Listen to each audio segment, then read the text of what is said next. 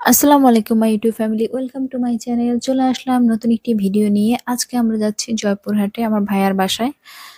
আমার ভাইয়া ঢাকাতেই ছিল, এরপরে ওর ট্রান্সফার হয়ে গেছে জয়পুরহাটে। তো তখন থেকে ভাবছিলাম যাব যাব, অলমোস্ট 2-3 মাস তো হলোই ওরা ওখানে আছে। তো ভাবছি এখনই যাই।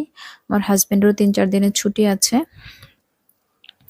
শবে বরাত আর অন্যান্য ছুটি মিলিয়ে আর কি, সাপ্তাহিক ছুটি। তো আমরা উঠে গেছি নীলসাগর ট্রেনে। ট্রেনে ওঠার পরে যে ফার্স্ট কাজটা আমরা করি, কফি।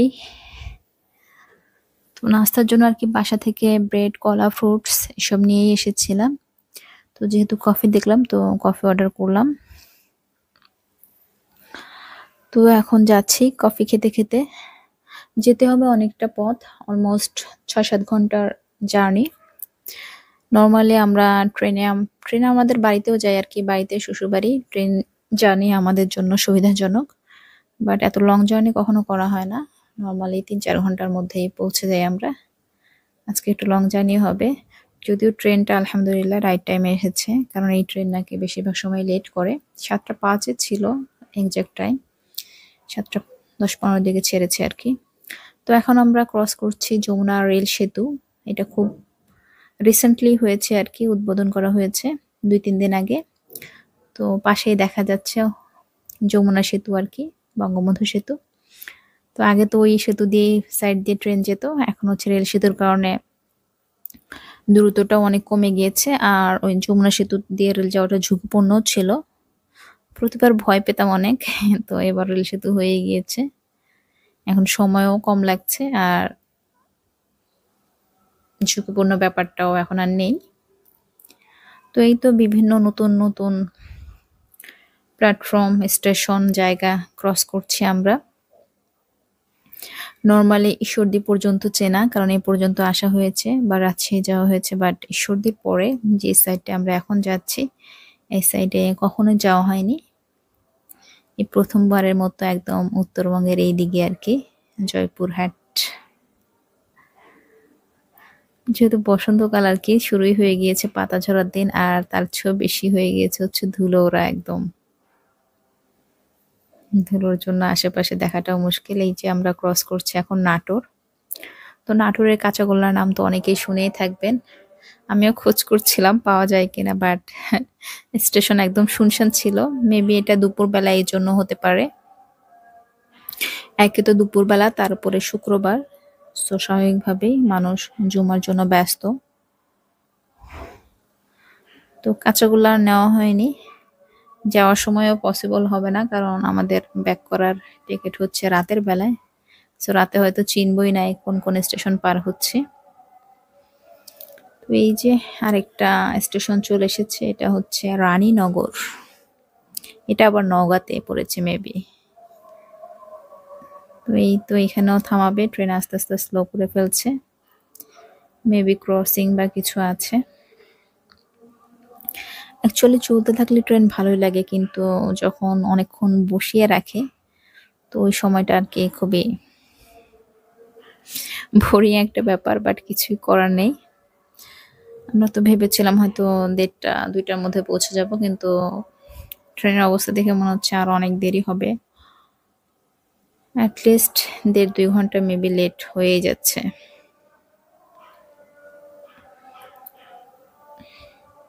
এই তো এখানে হচ্ছে আরেকটা স্টেশন, এখানেও থামাবে মনে হচ্ছে ট্রেন। ট্রেন থামানোর আগে তো কিছুটা স্লো করে দেয়, তো তাতে বোঝা যায় আর কি যে ট্রেন থামাচ্ছে অবশেষে। এই প্ল্যাটফর্মে তো অনেক প্যাসেঞ্জার দেখা যাচ্ছে, অনেকে ওঠার যাত্রী আছে মনে হচ্ছে, অন্যান্য প্ল্যাটফর্মগুলোর মতো শুনশান না। অবশ্য সব প্ল্যাটফর্মে স্টপেজও থাকে না, এটাও একটা ব্যাপার। কিছু হয়তো ক্রসিং অন্য ট্রেনকে পাস করার জন্যই থামায়, এরকমও। তো এখানে বাইরে বাঁশের কিছু দেখছিলাম আর কি, এটা যে কি, এটা আমি আর আমার হাজবেন্ড দুইজন অনেক আলোচনা করে বের করতে পারিনি। আমার হাজবেন্ড বলছিল মাছ ধরার কিছু, বাট আমার মনে হচ্ছিল বসার কিছু, বেতের যেই মোড়াগুলো বানায় ওরকম লাগছিল আমার কাছে, বাট একটু বড় সাইজের। আমার হাজবেন্ড বলছে মাছ ধরার জন্য বানিয়েছে, কিন্তু মাছ ধরার জন্য এত কালার টালার করছে, এটা জানি না, হতেও পারে, কিন্তু জিনিসটা খুবই আনন্দ লেগেছে আমাদের কাছে।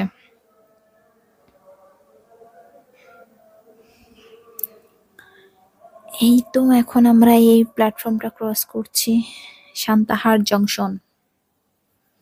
এটা হচ্ছে বগুড়ার মধ্যে পড়েছে। এর আগে যেটা ছিল ওটা নওগাঁতে পড়েছিল। আমরা যাব হলো জয়পুরহাট।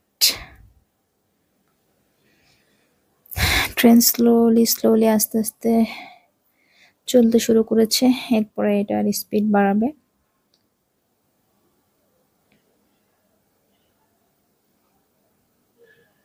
ফাইনালি আলহামদুলিল্লাহ আমরা নেমেছি জয়পুরহাট স্টেশনে এসে। এই তো দেখা যাচ্ছে স্টেশন দেখে একদম আমার মনে হয়েছে আমার শ্বশুরবাড়ির স্টেশনের কথা, যে উল্লাপাড়া স্টেশন অনেকটা এরকমই। তো বের হয়ে দেখছি সবই অটোরিকশা। তো অটোরিকশা করে আমরা বাসায় গিয়েছি, খাওয়া দাওয়া করেছি, রেস্ট করেছি, ঘুমিয়েছি। এরপর একদম সন্ধ্যার আগ মুহূর্তে বের হয়েছি আমার ভাইয়ের ছেলে মেয়েকে নিয়ে। ওরা এখানে ঘুরতে আসবে, এর আগেও এসেছিল ওদের আব্বু আম্মুর সাথে। তো আমাদেরকে আজকে আবার নিয়ে আসলো। এটা হচ্ছে ফ্রেন্ডস আইল্যান্ড আর কি, বাচ্চাদের প্লে জোন এরকমই মনে হচ্ছে, ছোট পার্ক টাইপের। তো একটু আগে আগে আসলে আমরা অনেক কিছু দেখতে পারতাম, দিনের আলো থাকতো। এখন তো অলমোস্ট সন্ধ্যা হয়ে গিয়েছে, তারপরেও যতটুকু দেখা যায় আর কি। এই যে গাঁদা ফুল দেখা যাচ্ছে। অ্যাকচুয়ালি বসন্তকাল হওয়ার কারণে আশেপাশে এত এত সুন্দর সুন্দর ফুল দেখতে পাচ্ছি, মাশাআল্লাহ। মানে অনেক অনেক রঙের ফুল, আর সবগুলো ফুল মানে সুন্দরও হয়েছে। এটা অ্যাকচুয়ালি সিজন, এই জন্যই মানে সিজনের সময় সবকিছু সুন্দর থাকে। তো এই যে এখানে বাচ্চাদেরও কিছু রাইড আছে, তো ওরা ওটাতে উঠবে। এখন আমরা যাবো ওই পাশে, দেখা যাক কি কি রাইড আছে, এখন উঠতে পারে এরকম।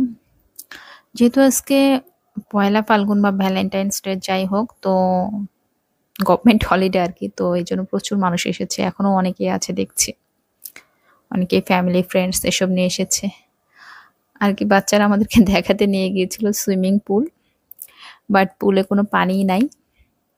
মেবি ওটা পরদিন সকালে রিফিল করে দিবে।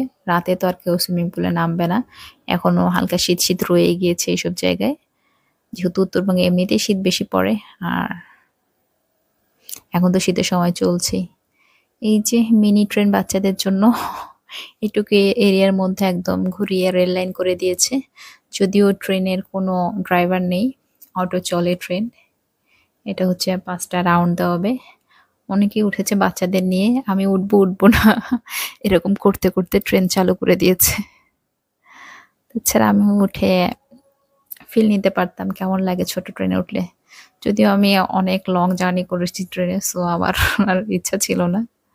তারপরে দেখে ভালো লাগছে, মনে হচ্ছে না এটা তো অন্যরকম মজা নিশ্চয়ই। তো বাচ্চারাই উঠে রাউন্ড রাউন্ড ঘুরছিল আর কি, তো ওদের জন্যই ভিডিও করেছি।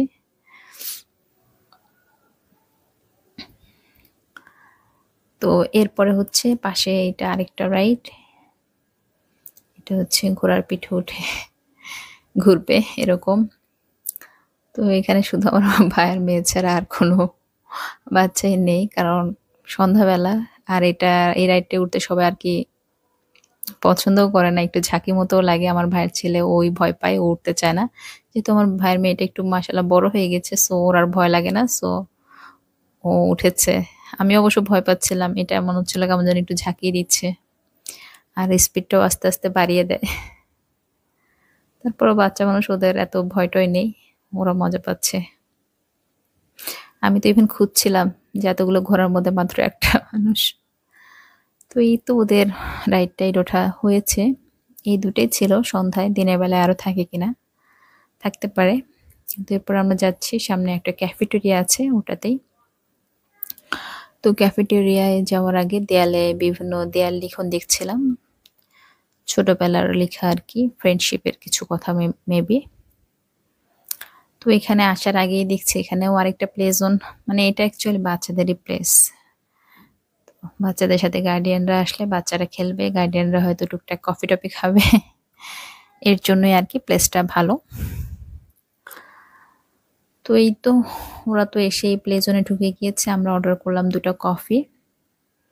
মোটামুটি লেগেছে কফির টেস্টটা, খুব বেশি ভালো না, খুব বেশি আশাও করিনি, এর চেয়েও খারাপ হতে পারতো, বাট ছিল মোটামুটি। আমরা এখন কফি খাচ্ছি, এরপর ওদের খেলা শেষ হলে রাতের হালকা পাতলা স্ন্যাক্স অর্ডার দিব, এরপরে বাসায় চলে যাব। অ্যাকচুয়ালি ওদের একটা ব্যাপার ভালো আছে যে ওদের হচ্ছে লাইভ কিচেন, মানে অর্ডার দেওয়ার পরে ওরা একদম এখানেই প্রিপেয়ার করে তারপরে দেয়। তো বাচ্চাদের পছন্দ চাউমিন, ওদের জন্য অর্ডার দেওয়া হয়েছে চাউমিন। আমি আর আমার হাজব্যান্ড কফি খেয়েই অলমোস্ট ফুল, তো আমরা জাস্ট টেস্ট করার জন্য অর্ডার করেছি একটা ফ্রেঞ্চ ফ্রাইস আর সাথে পানি। এই তো এখন খাওয়া দাওয়া করে চলে যাব বাসায়। এত লং জার্নি করে এসেও ভালোই লাগলো আর কি। ফ্রেন্ডস আইল্যান্ডে এসে সুন্দর করেছে, অনেক কিছুই আছে। যদিও রাতে আসার কারণে আমরা খুব বেশি কিছু দেখতে পারিনি। ওখানে মেবি একটা বাঁশের দোতলা বাড়ির মতো আছে, আর আমার প্রিয় বাগান বিলাস তো আছেই। যেহেতু অলমোস্ট রাত 9টা বেজে যাচ্ছে, সো নতুন জায়গা, আশেপাশে এনভায়রনমেন্ট কেমন সেই সম্পর্কে কোনো আইডিয়া নেই, সাথে আবার বাচ্চারা আছে। সো আমরা চাচ্ছি একটু তাড়াতাড়ি বাসায় যাওয়ার জন্য। ওরা তো যেতে চাচ্ছিল না, ওদের খেলে মন ভরেনি। আসলে ওদের মনে হয় 24 ঘন্টা খেললেও মন ভরবে না। তো বের হওয়ার পথে চোখে পড়লো এটা গরুর গাড়ির একটা পেইন্টিং। তো এখানে কিছু ফটো সেশন করা হয়েছে। এরপরে এখন বের হয়ে অটো বা রিক্সা যাই পাওয়া হোক সেটা দিয়ে যেতে হবে। বের হইতে দেখছি একদম আশেপাশে সব ঘুটঘুটে অন্ধকার হয়ে গিয়েছে, শুধু এটাই আছে খোলা।